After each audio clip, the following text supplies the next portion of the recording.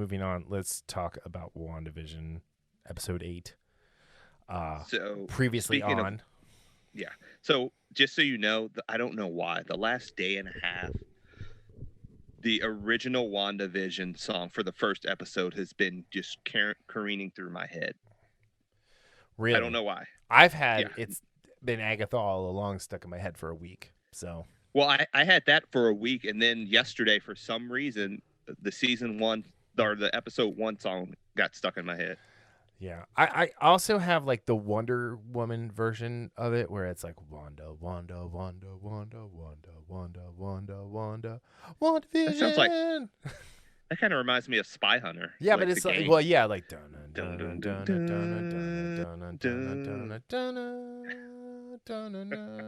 but yeah, no, it's like because it's the Wonder, Wonder, Wonder, Wonder. Anyway, but yeah, nobody wants to hear us sing. Yeah. I loved this episode so much. We got Agatha's back. All right, if you're gonna spoon feed me, Marvel, this is the way to do it. Yes. Yeah. Let's just put it out there. What did I tell you? There was a character missing this week, and I did not realize they were not in the episode until we talked this morning. Yeah. Miss Rambo. I did not miss her. Like honestly, No. I like Tahona Paris. I think she's great. I don't think she's right for the role. I don't think Monica Rambeau is written especially well. I was about to say, I don't know if they know how to write her well. I hate Director Hayward, not because he's the villain, but because they introduced him as this like kind of caring guy, and they turned him into this mustache twirling like Yeah. And I hate it. Yeah, it's kind of like your 3D printer when they just printed out a little template and just said, we're going to use this as him. Yeah. That's basically middle-aged white guy, bad guy, done. Stamp, move on. So unless and the one thing I'm holding out on, and after this week, I seriously doubt it's going to happen, unless there's some ulterior thing we haven't seen from him, and he's playing a long game, and he is someone we don't expect him. Like, to be. Is he Mephisto? Is that what you're thinking? Or even not even just Mephisto, but he is kind of like an acolyte of his or something like that. I don't see that happening. He's like the JBL to the Undertaker. Yes. Okay. So I doubt. And don't see that lady happening. who's his like right hand person. Yeah. Yeah. I just I love this, man. Like going through and seeing the Maximoff kids growing up, getting more context around why the Stark bomb didn't go off. By the way, we're not spoiling this episode right now. You have to tune into Patreon for that. Yeah, I thought this was great. I love Catherine Hahn. And she got to do so much in this episode. Yeah. And I've noticed there's a lot of people that are fans of hers, even in my circle of friends. Like again, in the text chain, love Catherine Hahn. And a couple other people that aren't on there that I know through other places, they're like, oh, I love her. I mean, she's most people probably mention know her as other shows she's been in. Yeah, most people probably know her as Jen Barkley from Parks and Rec, the political consultant who helps Paul Rudd's Bobby Newport run against Leslie for city council. And Leslie Nope. Bobby Newport kills puppies. I love when Tom and Ben are going back and forth with the Bobby Newport voice. Anyway, but no, she's in this great movie called Bad Words with Jason Bateman. She's in this great single 6-episode series on HBO called Mrs. Fletcher. She's obviously in Bad Moms, which she was great. Just whenever she shows up, she's just a hilarious breath of fresh air, and she's a great actress. She's got amazing comedic timing. Yeah, and she can be menacing when she wants to be. Yes, very, very much so. I mean, she's got a huge career. I mean, she's got, just between television and, you know, movies and stuff, she's great. Yeah, I mean, she just shows up on stuff, and it's always like sweet, Catherine Hahn. But yeah, so okay, so we get the Wanda Maximoff, This Is Your Life. I do have to say, I really liked her family's choice in like TV shows to have like family movie night with. That was pretty cool. That box of DVDs and in there, it's like, where did you get a Malcolm in the Middle DVD? Those were really hard to come by because of the music rights. Especially in Sokovia. Well, maybe it was only in Sokovia that you could get it. I did like on TV night, they only spoke English in the Maximoff household to practice. That was very funny.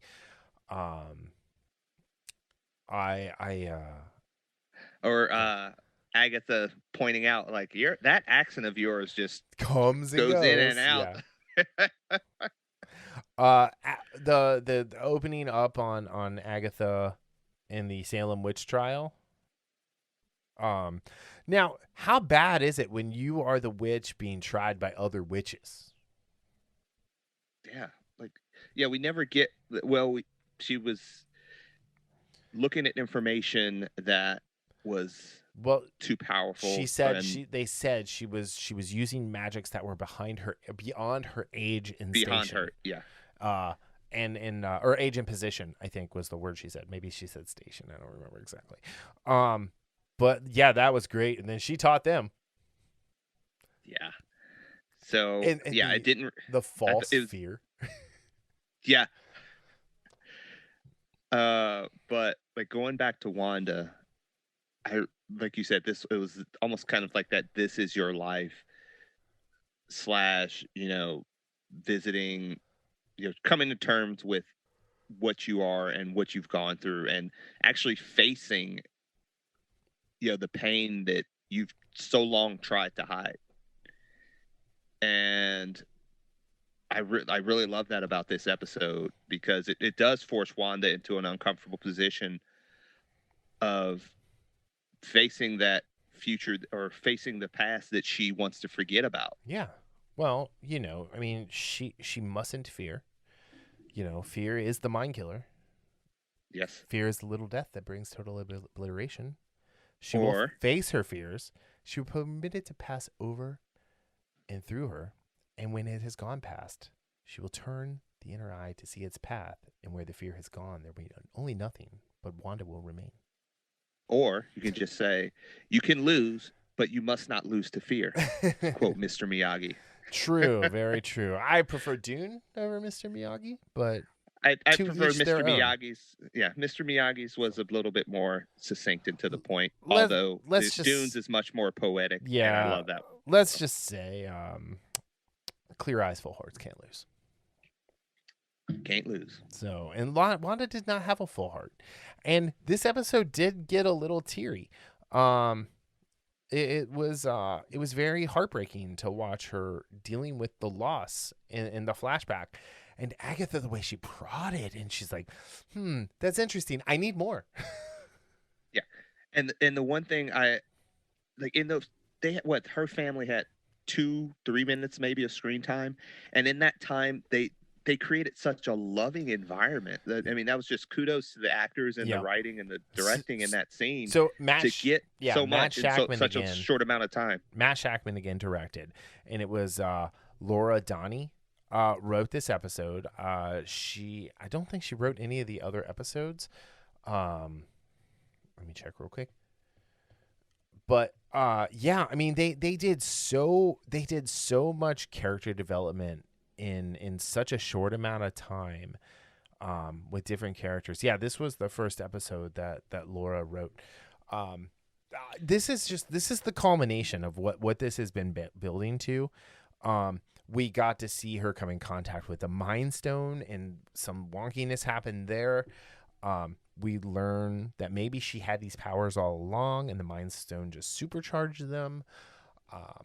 And then how she creates Westview, New Jersey.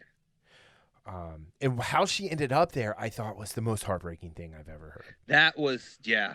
And then that was, and it was funny because when I first watched this episode, and it's one of those instances of, it's hard to make a judgment sometimes with episodes for me because there's so much going on, and I have to step back.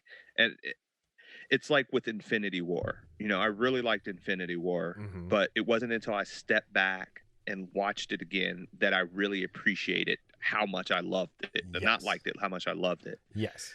And this episode for me, it was one of those where I was, after we got to after I watched it for the first time, I had to step back. Okay. I had to go about my work day. And because I watch these like right before I work. I have my coffee. I got my 7 a.m., got my donuts, watched it. And, it was with me all day. And then I kind of watched, some reactions and some scenes here and there. And it really kind of developed in how much I like this episode. This is the first episode I wanted to just immediately watch for a second time. And it's a sad thing that there are some people that watched the first couple episodes and it wasn't their cup of tea. You know what I call those people? I call those people crazy because this is, and anyone who asks me about like, what do you think of WandaVision? The first thing I say, it is the most creative thing the MCU has ever done. The second 100%. Thing I say is I love what they did in the first 3 episodes. And as much as I hated episode 4, because I don't want to be spoon-fed, I don't want to be told, I want to be shown. That's the only misstep to me that this season has really had, other than Monica not necessarily being what I wanted her to be. And maybe that's just my history with, like, I like Spectrum. I think Spectrum's a great character. I like Monica in the comics. Like, she's always been an interesting character.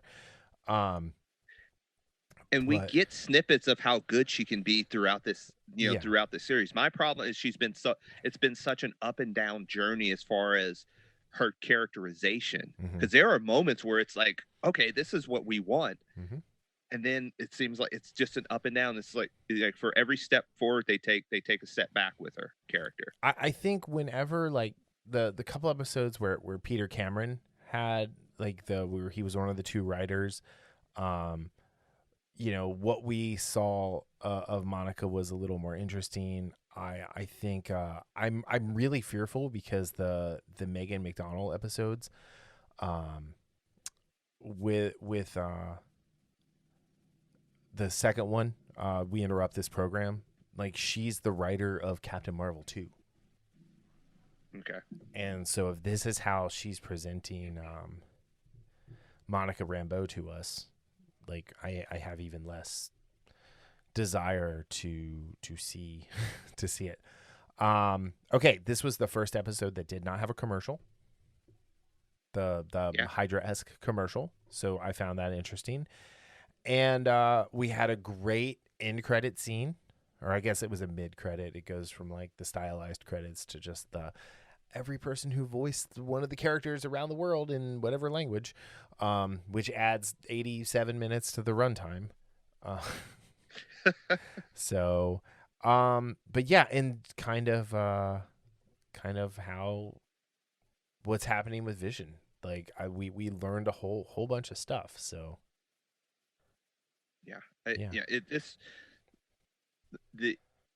Again, when you're talking about showing and not telling, and you said when you first started talking about it, this is how I want to be spoon-fed stuff.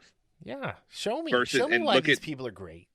Yeah, and look at episode 4, which takes it. It's the same type, but it takes such a different approach, such a hands-on approach instead of what this one did. It was hands-off because it gave you the setup, it showed you, right, and it didn't have all this dialogue where it's like, okay, this happened, we were such a good family because of this, that, and the other. And no, they showed it to you. Then, like I said, in a 2-minute scene, it gave us such a loving family that it was, even though we knew what was going to happen to them, still heartbreaking to see when it happens. Yep. All right. So out of 5 Pietros. Fake Pietro. Yep. Or Pietro. I am going 4.5. Same. I was 4.5. So yeah, this was quite the episode. Yeah, and I'm just so excited to see what we get for the finale. So and what happened? What happened in the mid-credit finale, like cutscene, like has me super excited. Man, yeah. Because what that is actually one of the few Avengers stories I loved. So, from the comics. But yeah, all right, cool. Well, I think that's it. I don't like. We'll go deeper. You guys gotta go sign up for Patreon. Thanks, Matt and Julian, for backing us. Check it out. The commentaries. So for $2, you can listen to all 8 of them as of, they're already out based on when this podcast comes out. So, yeah. Any last words? No, just looking forward to.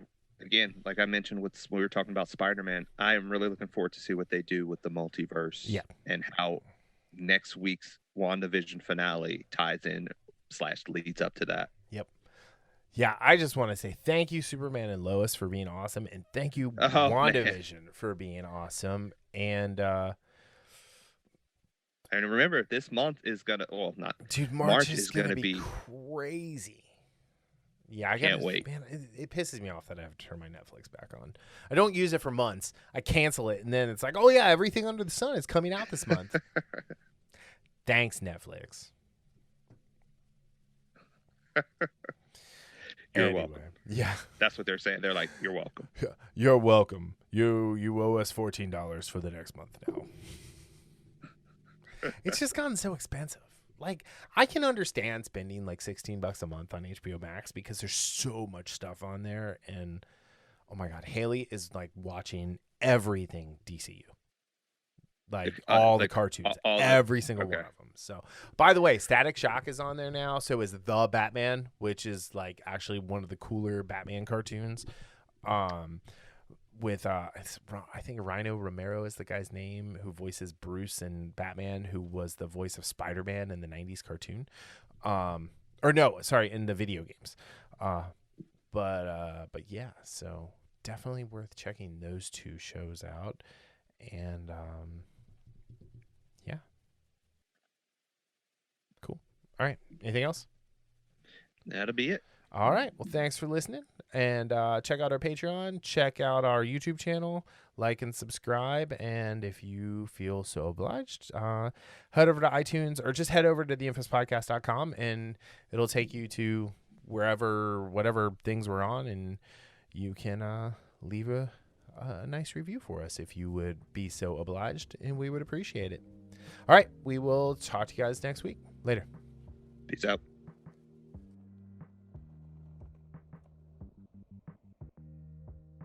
The Infamous Podcast is recorded in Kings Mills, Ohio, just north of Cincinnati. You can find new episodes every Sunday on Apple Podcast, YouTube, Spotify, Google Podcast, our website, or anywhere podcasts are downloaded. This show is hosted by Daryl Jasper and me, Brian Tudor. To find more information about the show, visit us at infamouspodcast.com and follow us on Facebook and Instagram at Infamous Podcast to keep up with the show. We also have a Patreon page, patreon.com/infamouspodcast. We have some great rewards for our patrons and are looking for help to grow the show to bring you more of the content you want to hear. Music for this podcast is provided by Michael Henry from meetmichaelhenry.com. So, whenever you're listening to us, have a great day, night, evening, weekend, whenever it is, and we'll see you next time. Thanks for listening.